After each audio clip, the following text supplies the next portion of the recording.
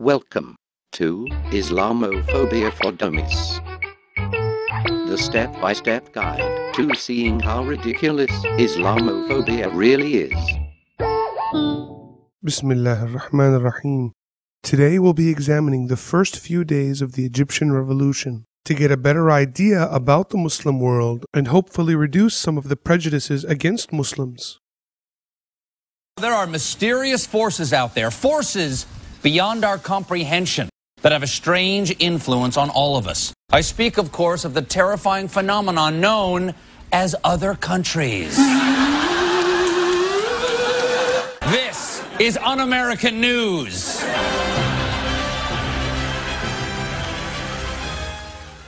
The revolution in Tunisia has so captivated the world's attention, it even made it into Tuesday's State of the Union address.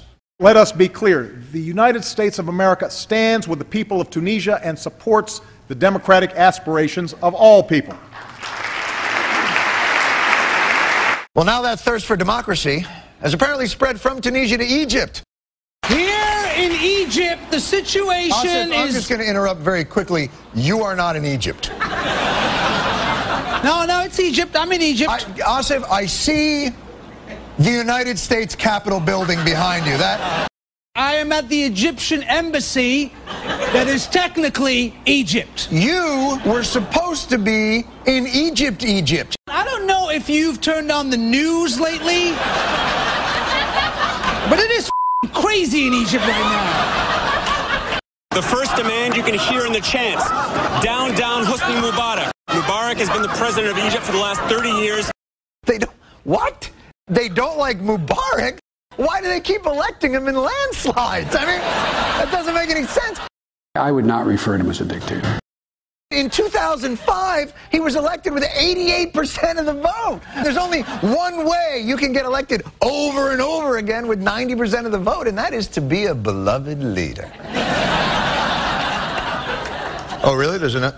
One of the most repressive and brutal dictatorships in the entire world. We've got an authoritarian regime in power. He has ruled his country really with an iron fist. Well, at 82, it's really more of a calcium deposit fist. Okay, so the US government supported the Tunisians against their dictator, but what about Egypt? We all saw how much love the Tunisian people got for their revolution. I'm guessing the US reaction to Egypt is a love shower. This isn't a choice between the government and the people of Egypt. Egypt has been an extremely important ally of ours since Anwar Sadat. We call on all parties to exercise restraint and refrain from violence. Our assessment is that the Egyptian government is stable. We're all watching these developments in Cairo very carefully. Beyond that, I think I will not comment. Freedom! I'm sorry. No comment! So despite Egyptians finally rejecting this brutal dictator, the US government still wants Mubarak in power. I mean, who are we to judge this man? He's only been president of Egypt for 30 years. He's still in his first term. And he is a staunch ally of America. Just ask President Obama, President Bush, President Clinton, the other President Bush, President Reagan, President Carter, President Lincoln, and King George III. And why would the US government continue to support this oppressive dictator against his own people? Now, dictators, bad. But I gotta say, this one's a tough call. Egypt is Israel's most important strategic ally in the region. Egypt has been unmistakably a major ally, if not the major ally, of the United States in the region. Egypt controls a vital artery for the region's oil, and the unrest could have a major impact on what you pay for gas. How about 10 cents more a gallon? 10 cents more a gallon! Crush the revolution! Cut off their thumbs! Long live Mubarak! Other than the price of oil, why would the US support brutal and corrupt dictators like Ben Ali and Mubarak in the first place? We want to be for the aspirations of the people. We want to be for reform, but stability matters to prosperity in the global economy. The old freedom aspirations of people, stability balance. We want Egyptian people to have freedom just as soon as we're sure they'll use that freedom for hugging, not hurting. Now I get it. The US government can't trust Muslims with democracy because they think we're inherently violent. Your Egyptian side has to be saying, this is great, the Mubarak is going to leave. But your American side has to be saying, I don't know if I can trust that Egyptian side. How can Americans be sure that we can trust the Egyptian people? Trust the Egyptian people? I mean, are you trustworthy or are you not trustworthy? I am trustworthy. But that's what somebody who's not trustworthy would say. But what's the Islamophobic justification for trusting the Tunisian people with democracy while continuing to support Mubarak? Tunisia's reputation is as a more secular, moderate nation, whereas Egypt sits atop one of the region's largest reserves of untapped Islamist rage.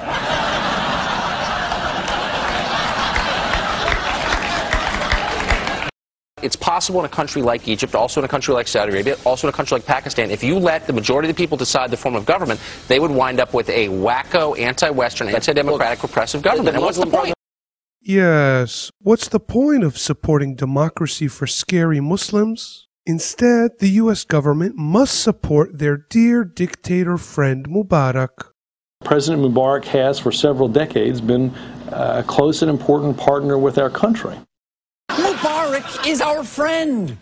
And we know Mubarak is our friend because we pay him to like us. Specifically, we pay him $1.3 billion a year.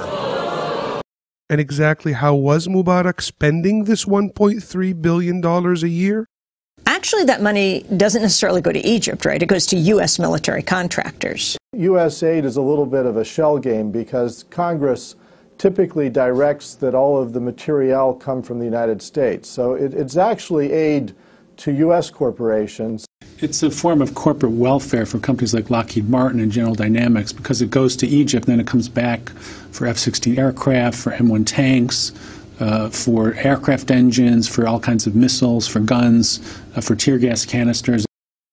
Even though the United States has expressed support for the protests, we may have some credibility issues with the Egypt street. They're very politically aware of the U.S. support for the Mubarak regime for the last 30 years. I've had protesters come up to me holding up tear gas canisters, fired tear gas canisters, showing me the Made in USA sign, showing me how the weapons used against them were made in the U.S.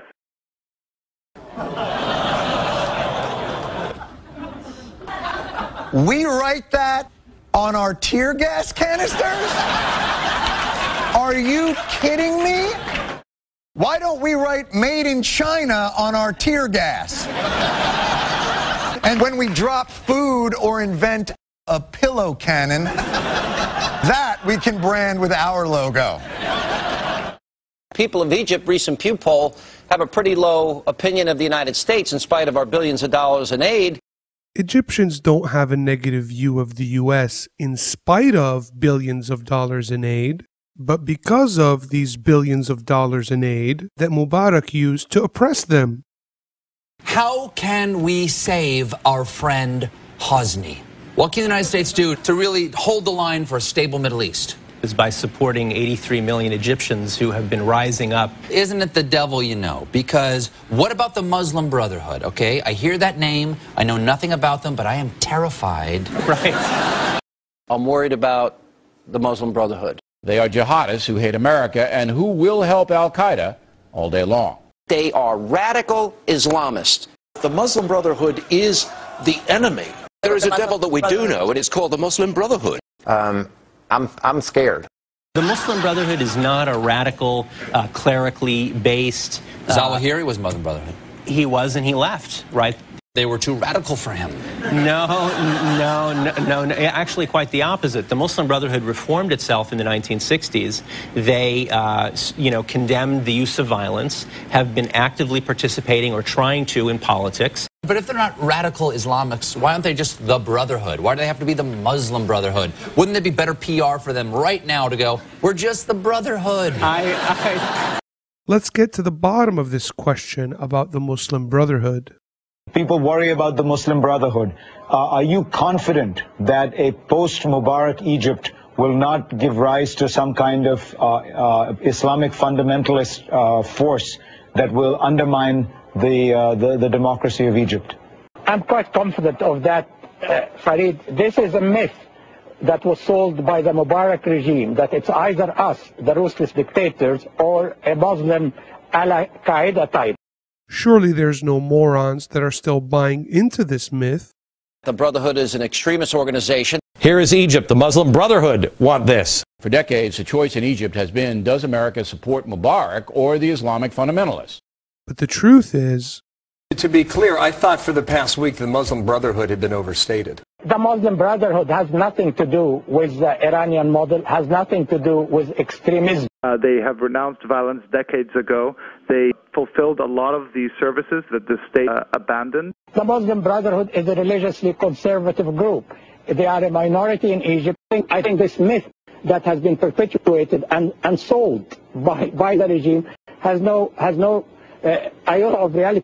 It seems that Mubarak's government promoted many similar ridiculous conspiracy theories. I am truly shocked by the recent series of shark attacks at the Egyptian Red Sea resort town of Sharm el-Sheikh. And what is most shocking about this? These sharks may not be acting alone. One conspiracy theory blames neighboring Israel's Mossad spy agency. A regional governor remarked, quote, "What is being said about the Mossad throwing the deadly shark in the sea to hit tourism in Egypt is not out of the question, but it needs time to confirm." How could the Egyptian government think the Israeli Mossad, their ally, were behind the shark attacks? Were the sharks wearing yarmulkes? Yes. Before you accuse the sharks of wrongdoing in these shark attacks, I think it's only fair to ask, could it be the Jews? But Israel working with sharks? It just makes too much sense. It's not like Jews and sharks haven't teamed up in the past. Even Steven Spielberg is telling that shark exactly what to do. Incidentally, in its Egyptian release, that movie was called Jews!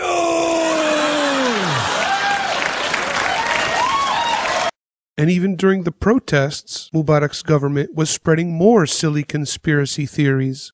Government officials have also made insinuations, including having a woman who had her face blocked out on screen, alleging that journalists were acting as Israeli spies and that they had been trained in Qatar, where Al Jazeera is based.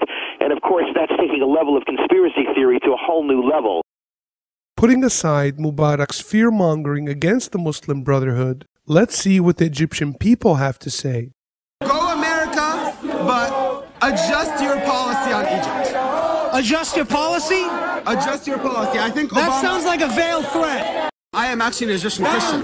You're a Christian? I am Christian. See, you look Muslim-y to me. We look the same. We're all Egyptians. Maybe you should change your name. Where now can America send its prisoners to make sure that they get tortured properly if we don't send them to Egypt anymore? He needs to step down right now. Step down right now? Right now, this very minute. And then who will America put in his place? We won't have time. Egyptians will pick the candidate and we will vote and we will choose between... That's going to make Americans very nervous. Do you want to tell us that we are not adults enough to choose our leaders? How about this? We get to pick your candidates, but you get to vote. Are you kidding me? Okay, we won't pick your candidates alone. Israel will help.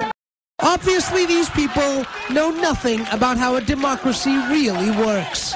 But hopefully, they can learn. I wonder which candidates the U.S. government would approve of to be the next Egyptian president.